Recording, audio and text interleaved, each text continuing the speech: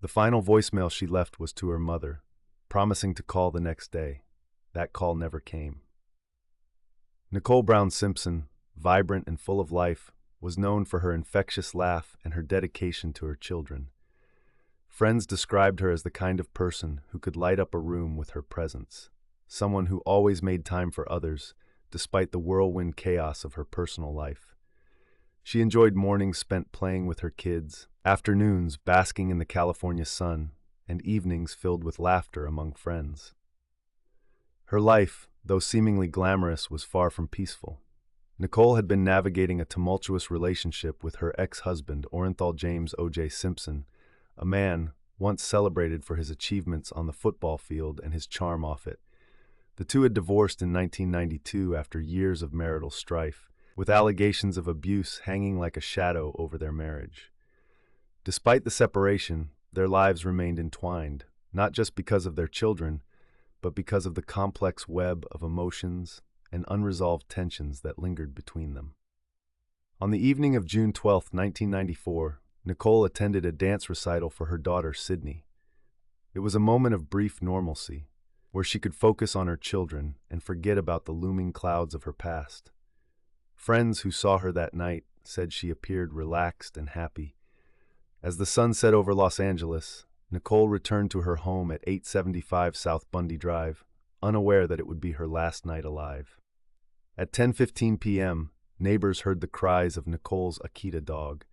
The dog's fur was matted with blood, a silent witness to the horrors that had unfolded just moments before. At 12:10 a.m., the bodies of Nicole Brown Simpson and Ron Goldman were discovered outside Nicole's condominium. Ron, a 25-year-old waiter and friend of Nicole's, had gone to her home to return a pair of glasses left at the restaurant where he worked. They were both brutally stabbed to death in a scene that left investigators in shock. Blood was everywhere, on the walkway, the front steps, and trailing out onto the sidewalk. Evidence showed Nicole had been attacked first, her body found in a fetal position, almost as if she were trying to protect herself. Ron's body lay nearby, showing signs of a violent struggle. The brutality of the murders suggested a crime of passion, but who could commit such a heinous act? Los Angeles police launched a full-scale investigation, but the scene was chaotic. Reporters and onlookers gathered, drawn by the gravity of the celebrity connection. As detectives combed through the evidence, they quickly found a pair of gloves, a knit cap, and a bloody footprint, all leading away from the crime scene.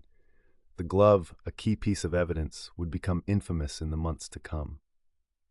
Suspicion soon fell on O.J. Simpson. Detectives noted inconsistencies in his alibi and behavior. A cut on his hand raised further questions. Police found a blood-stained glove at his estate that matched one found at the crime scene.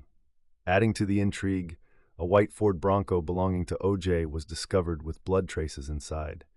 The evidence seemed to mount, but O.J., ever the charismatic star, maintained his innocence. On June 17, 1994, as the nation watched in disbelief, O.J. led police on a low-speed chase across Los Angeles freeways in his Bronco, driven by his friend Al Cowlings. Helicopters hovered above, broadcasting every moment to a captivated audience. O.J. held a gun to his head, threatening suicide, a scene that further gripped the nation and fueled speculation about his guilt.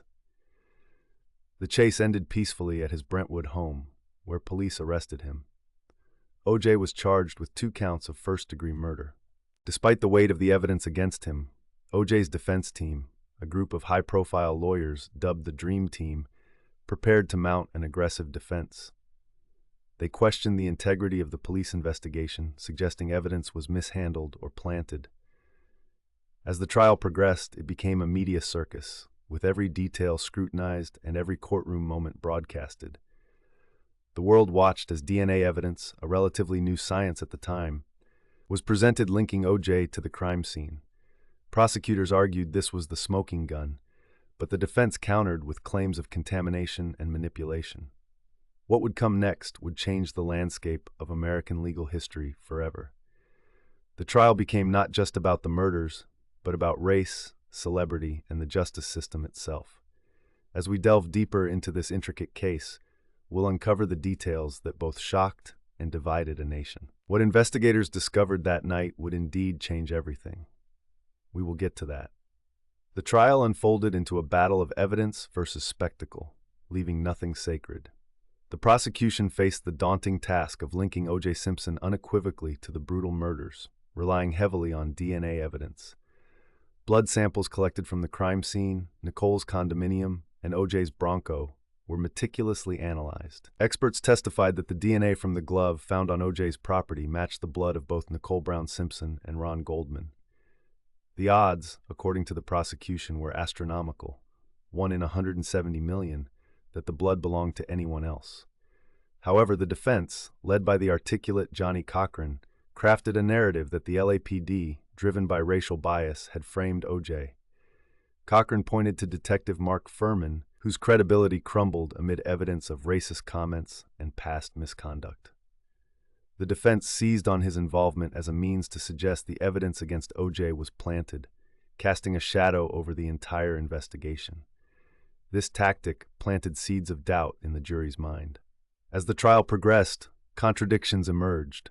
Witnesses gave conflicting accounts about what they saw and heard the night of the murders. Neighbors couldn't agree on the timing of the dog's cries, while others debated over seeing O.J.'s Bronco parked erratically outside Nicole's home.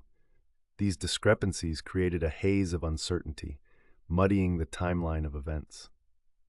The courtroom drama intensified, with forensic experts, each presenting their interpretations of the same DNA evidence. The prosecution argued the DNA evidence was irrefutable, yet the defense challenged the chain of custody, alleging mishandling and contamination. In a striking moment that would become a rewatch sensation, Cochran demonstrated how a glove found at the crime scene appeared too tight on O.J.'s hand. "If it doesn't fit, you must acquit," he famously declared, seizing the opportunity to sway the jury's perception. Adding to the complexity was the presence of O.J.'s blood found at the crime scene and in his Bronco. Prosecutors insisted this was the key to the case. Conversely, the defense highlighted the absence of any cuts on Nicole's body that could have resulted in the volume of blood found in O.J.'s car, suggesting an alternative explanation for its presence. This contradiction left viewers replaying courtroom footage, each seeking clarity amid the courtroom theatrics. Everything changed with a revelation that hit like a thunderbolt. The prosecution revealed an audio recording unearthed from an old interview in which Detective Furman used racial slurs, confirming defense accusations. This bombshell shredded the prosecution's credibility, transforming the trial into a referendum on racial justice in America, overshadowing the evidence presented. The jury, sequestered for months, had to sift through the labyrinth of evidence and emotion. On October 3, 1995, the verdict was announced: not guilty. The words echoed across the courtroom, sending shockwaves throughout the nation. The families of Nicole Brown Simpson and Ron Goldman sat stunned, while outside, divided crowds erupted, some in celebration, others in disbelief. Today, the case remains a subject of heated debate. Civil courts later found O.J. liable for wrongful deaths, awarding $33.5 million to the victims' families. Yet the question lingers: if not O.J., then who? With no other suspects identified, the case remains officially closed but unresolved in public consciousness. In the years since, O.J. Simpson has faced various legal troubles, yet none as pivotal as the murder trial. The trial's legacy endures in the American psyche, a case that questioned the very foundations of justice and equality. It left one haunting question: can justice be truly served in the shadow of celebrity and race? In the end, the truth remains elusive, buried under layers of doubt and controversy. The case of Nicole Brown Simpson and Ron Goldman endures, a reminder of the delicate balance between justice and the narrative woven around it. The final question echoes through history: what if everything we thought we knew was wrong?